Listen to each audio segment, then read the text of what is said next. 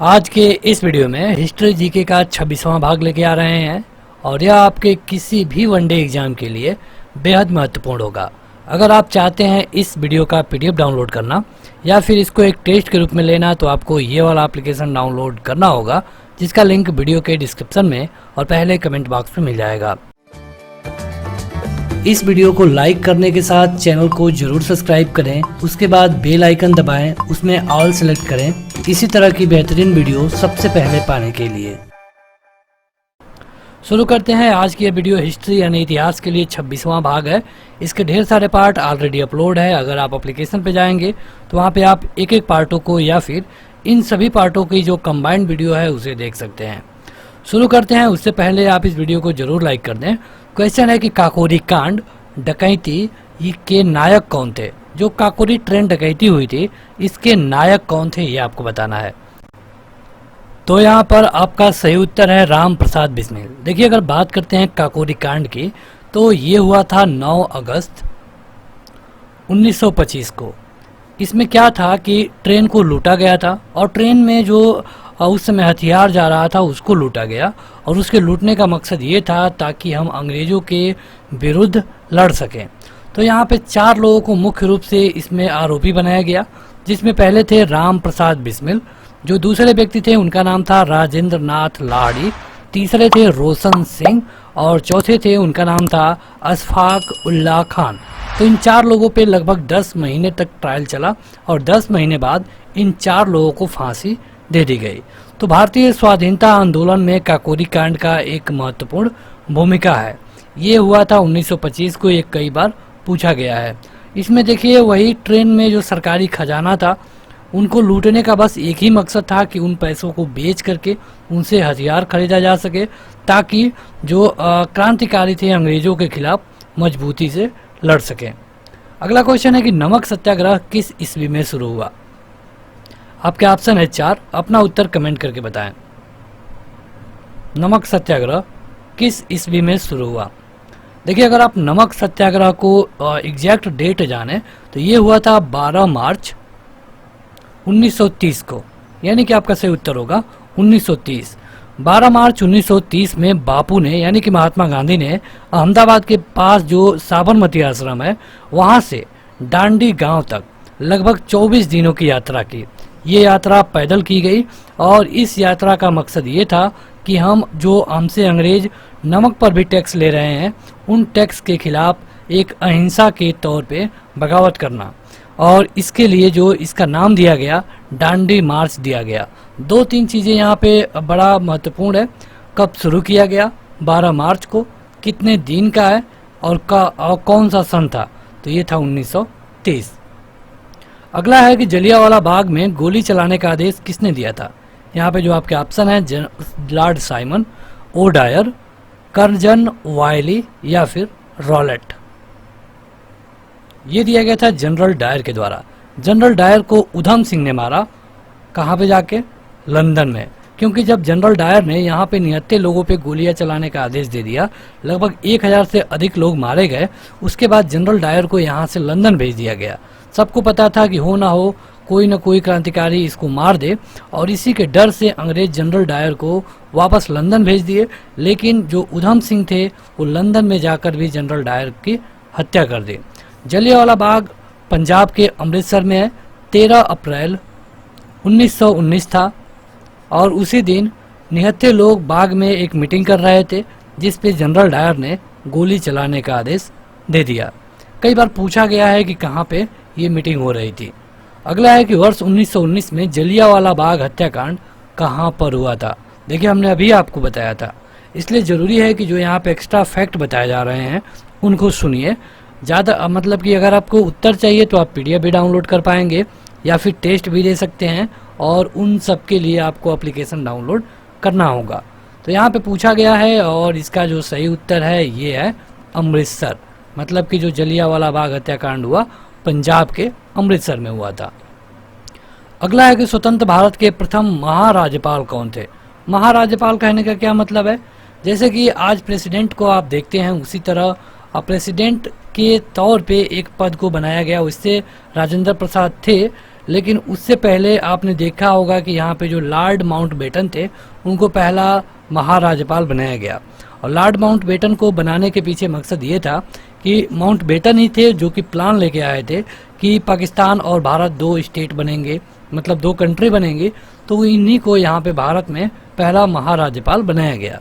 देखिए, अगर पूछा जाएगा कि पहले महाराज्यपाल कौन थे तो लॉर्ड माउंटबेटन, और ये पूछा जाए कि पहले भारतीय कौन थे, भारतीय महाराज्यपाल, तो इनका नाम था राजा जी। इनको हम प्यार से राजा जी बोलते हैं, तो अगर आप राजा जी भी जानते हैं तो आपका उत्तर सही होगा।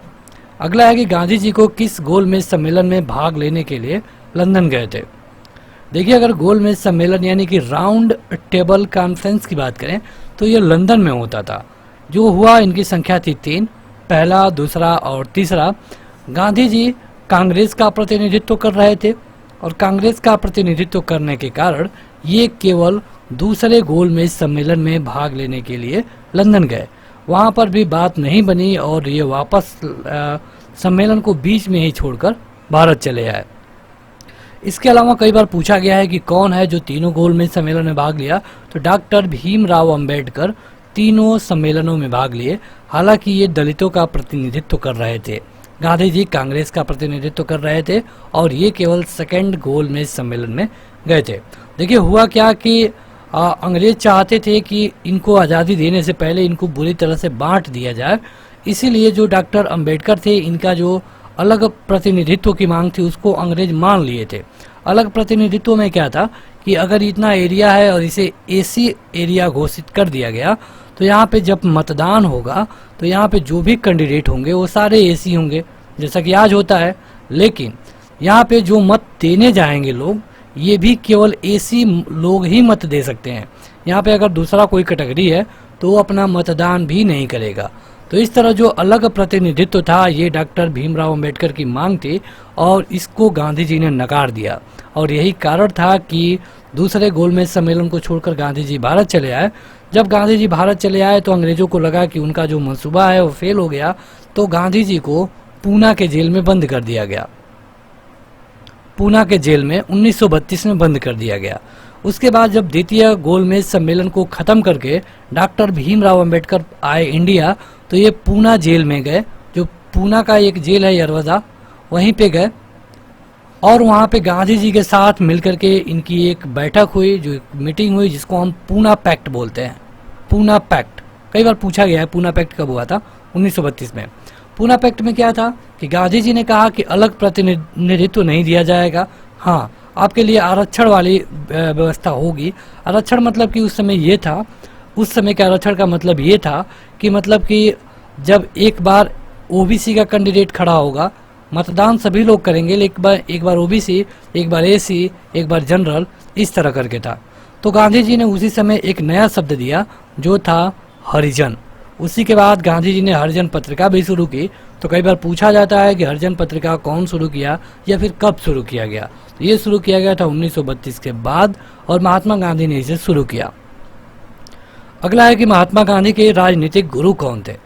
महात्मा गांधी के राजनीतिक गुरु कौन थे? आपके ऑप्शन है मदन मोहन मालवीय, लाला लाजपत राय, गोपाल कृष्ण गोखले और बाल गंगाधर तिलक। ये थे गोपाल कृष्ण गोखले। हुआ क्या था कि जब महात्मा गांधी 9 जनवरी 1915 को दक्षिण अफ्रीका से भारत आए तो अंग्रेजों ने इनका अच्छे से स्वागत किया भारत में।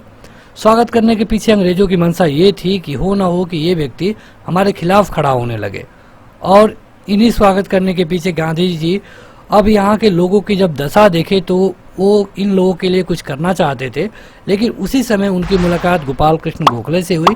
तो गोपाल कृष्ण गोखले ने उनको बताया कि आप अगले 2 सालों तक कुछ मत करिए, केवल पूरे भारत का भ्रमण करिए, आपको पूरे भारत में जगह जगह की स्थिति का पता चल जाएगा। गांधी जी ने वही किया। 1915 से लेकर 1917 तक कोई भी बड़ा एक्शन इन्होंने नहीं लिया, केवल भ्रमण किया। और इनका जो पहला आंदोलन था 1917 में नील खेतिहरों के सपोर्ट में था। नील खेतिहर जो कि बिहार में थे और यहाँ पे ज़बरदस्ती नील की खेती कराई जाती थी, इनके सपोर्ट में गांधी जी ने पहला सम्मेलन किया, मतलब कि आंदोलन किया, जो कि सफल रहा। दूसरा गांधी जी का सम्मेलन जो हुआ ये हुआ 1918 में, और ये किया गया गुजरात में मिल मालिकों के खिलाफ। वहाँ पे क्या था कि मजदूरी कम थी ज़्यादा दिनों से, तो उस मजदूरी को बढ़ाने के लिए वहाँ के मजदूर स्ट्राइक पे गए थे। उन्हीं मजदूरों का सपोर्ट करने पर वो भी आंदोलन सही हुआ। गांधी जी का जो शुरुआती आंदोलन थे सारे सफल हुए थे। अगला है कि जनरल डायर की हत्या किसने की। देखिए, हमने आपको बताया था, अगर आपने वीडियो को स्टार्टिंग से देखा है तो आप इसका उत्तर कमेंट करके जरूर बता पाएंगे। ये है उधम सिंह। उधम सिंह कहाँ पे हत्या की? तो लंदन में जाकर, क्योंकि जब यहाँ पे जनरल डायर ने निहत्थे लोगों पे गोली चलवा दी तो जनरल डायर को यहाँ से लंदन वापस भेज दिया गया। देखिए, होता क्या था कि जब आप 1857 की क्रांति को देखेंगे तो 1857 की क्रांति से पहले, यानी कि 1613-14 जब भी ईस्ट इंडिया कंपनी भारत आ जाती है तब से और 1857 तक, इस समय जब रूल करने की बात आई, मतलब कि एक राजा बनने की बात आई, तो राजा कंपनी बनती है 1757 के युद्ध के बाद। 1757 में जो युद्ध हुए, मुगल बादशाह के हार के बाद कंपनी राजा बन गई, मतलब रूल करने लगी। उससे पहले यहाँ पे लगभग 130 वर्षों तक कंपनी बस व्यापार कर रही थी। तो यहाँ पे जब कंपनी केवल व्यापार कर रही थी, जब यहाँ पे राजा बन गई तो यहाँ पे लगभग 100 वर्षों तक वहाँ पे कंपनी रूल कर रही थी, मतलब जो ईस्ट इंडिया कंपनी थी वही रूल कर रही थी। उसका कानून था जैसे मन तैसे टैक्स लेना। लेकिन जब 1857 की क्रांति हुई तो पूरे अंग्रेजों को पता चल गया कि अब यहाँ के लोगों को ज़्यादा दिन तक नहीं रखा जा सकता। तब लंदन की जो पार्लियामेंट है उसने कहा कि अब कोई कंपनी रूल नहीं करेगी और सीधे जो लंदन की पार्लियामेंट है वो भारत पे रूल करेगा।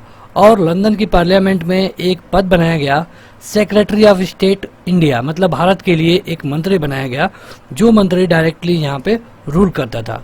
अब होता क्या था कि जो भी लोग लंदन में अच्छा करते थे या फिर जो अच्छे जिनकी टेक्निक थी, इनको भारत में भेजा जाता था। यहाँ पे 2 से 3 साल रहने के बाद उनको फिर से लंदन भेज दिया जाता था। यही हुआ जनरल डायर के साथ।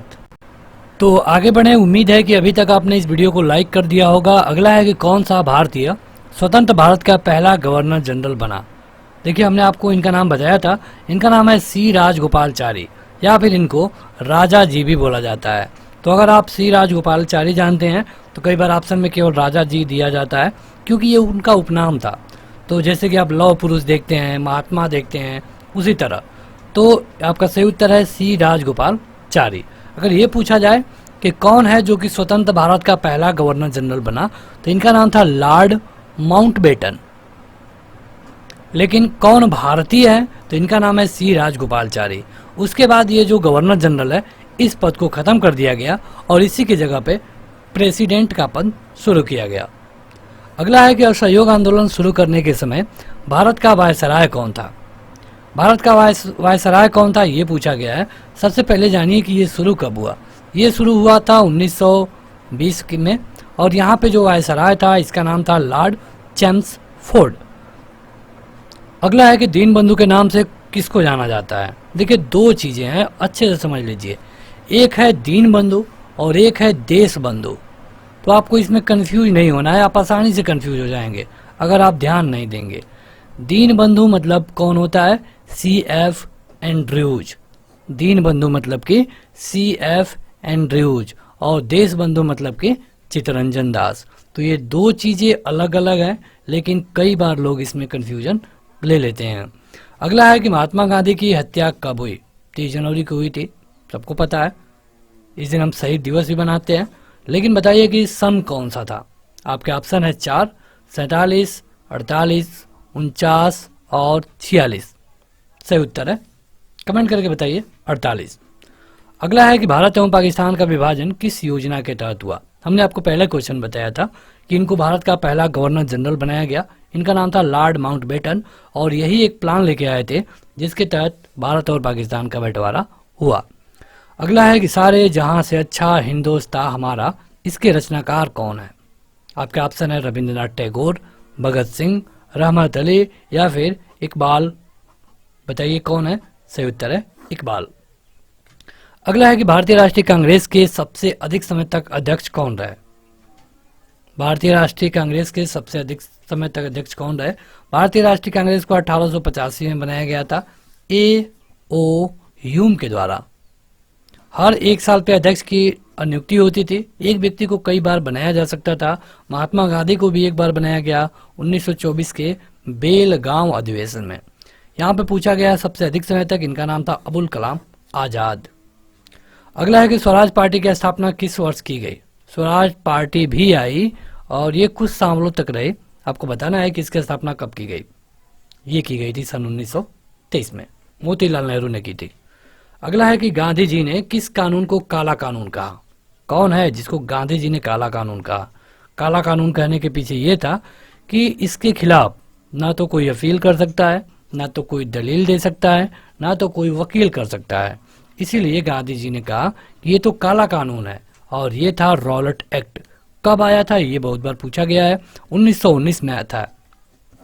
याद रखिए यहाँ पे एक कानून आया। इस कानून में यह था कि किसी भी व्यक्ति जिस पर पुलिस को शक होगा उस व्यक्ति को पुलिस उठाकर बंद कर देगी जेल में, और जब जेल में बंद कर देगी तो आज जो आप जेल देखते हैं, जो कानून देखते हैं, ये हमने जो सिस्टम लिया है लंदन से ही, मतलब इंग्लैंड से ही लिया है। लेकिन होता क्या है कि आज अगर पुलिस आपको गिरफ्तार कर रही है ऑफिशियली, तो आपको 24 घंटे के अंदर जज के सामने पेश करना होता है, मजिस्ट्रेट के सामने पेश करना जरूरी होता है। गलती से अगले दिन संडे है तो फिर भी कोई ना कोई उपाय लगा के शाम तक, या फिर कुछ खास परिस्थितियों में अगर बड़े अधिकारी का सपोर्ट है, और किसी भी हालत में आप देखते हैं कि 24 घंटे में आपको जज के सामने पेश करना ही होता है। ठीक है, तो उस समय क्या था कि अगर पुलिस को किसी व्यक्ति पे शक होगा तो आपको 3 महीने तक जेल में डाल देगी, किसी भी जज के सामने पेश नहीं करेगी। 3 महीने बाद जब जरूरत होगा तो आपको जज के सामने पेश किया जाएगा। तो इसे काला कानून कहा गया, क्योंकि जब जज के सामने पेश ही नहीं होगा तो ना तो वकील की जरूरत है, ना तो दलील की जरूरत है। तो गांधी जी ने कहा कि ना वकील, ना दलील, ना मतलब कोई कानून, तो इसीलिए इसको काला कानून कहा गया। अगला है कि कौन आजाद हिंद फौज से संबंधित नहीं है। कौन नहीं है, इनका नाम है आरसी दत्त। अगला है कि दांडी यात्रा में गांधी जी ने कितनी दूरी तय करके नमक कानून का विरोध किया। दांडी यात्रा में गांधी जी ने नमक कानून का विरोध किया। 24 दिन की यात्रा की। 12 मार्च 1930 को यात्रा शुरू हुई और ये हुई थी लगभग 385 किलोमीटर की दांडी यात्रा। अगला है जलियांवाला बाग के नरसंहार के समय भारत का वायसराय कौन था। वायसराय कौन था ये आपको बताना है। ये हुआ था 1919 में, ये तो आपको पता ही होगा। डेट की बात करें तो 13 अप्रैल। इसी समय आया था रॉलेट एक्ट। दरअसल ये सब जुड़ा हुआ है। रॉलेट एक्ट आया था और उसी समय ये नरसंहार हुआ, और इस समय जो वायसराय था ये था लॉर्ड चैम्सफोर्ड। चलिए कमेंट करके बताइए किसने गोली चलवाई। किसने गोली चलवाई कमेंट करके बताइएगा। देखिए हुआ क्या था, एक स्टोरी है यहाँ पे। सबसे पहले आया रॉलेट एक्ट। रॉलेट एक्ट में क्या था कि सतपाल किचलू थे, उनकी गिरफ्तारी कर ली गई, जो कि पंजाब से थे। जब उनकी गिरफ्तारी कर ली गई इसी रॉलेट एक्ट यानी कि काला कानून के तहत, तो उसी के विरोध में लोग 13 अप्रैल 1919 को निहत्थे वहां पे मीटिंग कर रहे थे। सबको पता था कि वहां पे मीटिंग हो रही है। जनरल डायर पूरी फौज लेकर गया, चारों ओर से सबको घेर लिया गया। उसके बाद से निहत्थे लोगों पे गोलियां चलाई जाने लगी। बीच में एक कुआं था, कई सारे लोग जान बचाने के लिए कुएं में कूदे, और बताया जाता है कि इतने लोग कुएं में कूदे एक के ऊपर एक कि जो भी कूदा सबकी मृत्यु हो गई। ऑफिशियली वहां पे अंग्रेजों ने इसकी जांच भी कराई। अंग्रेजों ने कहा कि केवल 369 लोगों की मृत्यु हुई है, हालांकि ये पूरी तरह गलत था। 1000 से अधिक लोगों की मृत्यु हो गई थी। अगला है कि अकबर ने सर्वप्रथम वैवाहिक संबंध राजपूतों के जिस घर से स्थापित किए वो कौन सा था। अकबर के बारे में आप जानते होंगे, यह एक मुगल वंश का राजा है। बिल्कुल पढ़ा लिखा नहीं था, फिर भी इसे धर्म का अच्छा ज्ञान था। ये जो रूल किया 1556 से रूल किया, और इसका जो शासन रहा 1605 तक रहा। इसका जो बेटा था इसका नाम था जहांगीर, और जहांगीर रूल करता है 1605 से लेकर के 1627 तक। जहांगीर के बाद औरंगजेब, इस तरह करके जहांगीर के बाद शाहजहां, शाहजहां के बाद औरंगजेब, तो इस तरह करके आते हैं। तो अकबर ने राजपूतों के साथ जो सबसे पहले संबंध किए ये था कछवाहों के साथ। अगला है कि स्वतंत्रता प्राप्ति के समय महात्मा गांधी कहाँ थे, मतलब क्या थे। ये थे कांग्रेस के सदस्य नहीं थे। देखिए कई बार पूछा गया है कि क्या गांधी जी कभी कांग्रेस के अध्यक्ष बने, तो हाँ बने थे ये 1924 में। सदस्य तो ये कई सालों तक रहे, लेकिन अध्यक्ष बने थे 1924 में बेलगांव अधिवेशन में। अब देखिए, जब 1947 में आज़ादी मिल गई तो गांधी जी का मत था कि अब इस पार्टी को खत्म हो जाना चाहिए, और इसीलिए गांधी जी ने इसके सदस्यता पद से भी इस्तीफा दे दिया। सदस्य और अध्यक्ष दो अलग अलग चीजें हैं। अगला है कि अंग्रेजी शासन काल में भारत का कौन सा क्षेत्र अफीम के लिए प्रसिद्ध था? अफीम के लिए ये था बिहार। अगला है कि प्रार्थना समाज की स्थापना किसके प्रेरणा के फलस्वरूप हुई? तुरंत 2 सेकंड, और अभी तक जो लोग वीडियो को लाइक नहीं किए हैं जरूर लाइक कर दें, और पीडीएफ डाउनलोड करिए। उसके लिए एप्लीकेशन डाउनलोड करना होगा, लिंक डिस्क्रिप्शन में और पहले कमेंट बॉक्स में मिल जाएगा। ये है केशव चंद्र सेन। किस इतिहासकार ने अकबर द्वारा प्रतिपादित दीन-ए इलाही को एक धर्म कहा? देखिए, अकबर ने देखा कि कई धर्म है, हिंदू मुस्लिम सबका अलग अलग है, तो उसने एक दीन-ए-इलाही बनाया जिसमें सभी धर्मों के लोगों को बुलाया जाता था। हालांकि वो अलग बात है कि कोई इसको स्वीकार नहीं किया, तो इसको एक धर्म कहा गया अबुल फजल के द्वारा। तो बस आज के इस वीडियो में इतना ही। वीडियो को लाइक करिए, अपने दोस्तों में शेयर करिए, तथा हमें कमेंट करके बताइए कि आपने इन 25 क्वेश्चनों में से कितना क्वेश्चन सही किया, मतलब कि आपका स्कोर क्या है, कमेंट करके जरूर बताएं। एप्लीकेशन डाउनलोड कर सकते हैं, लिंक वीडियो के डिस्क्रिप्शन में और पहले कमेंट बॉक्स में मिल जाएगा। आज के इस वीडियो में इतना ही। Thank you.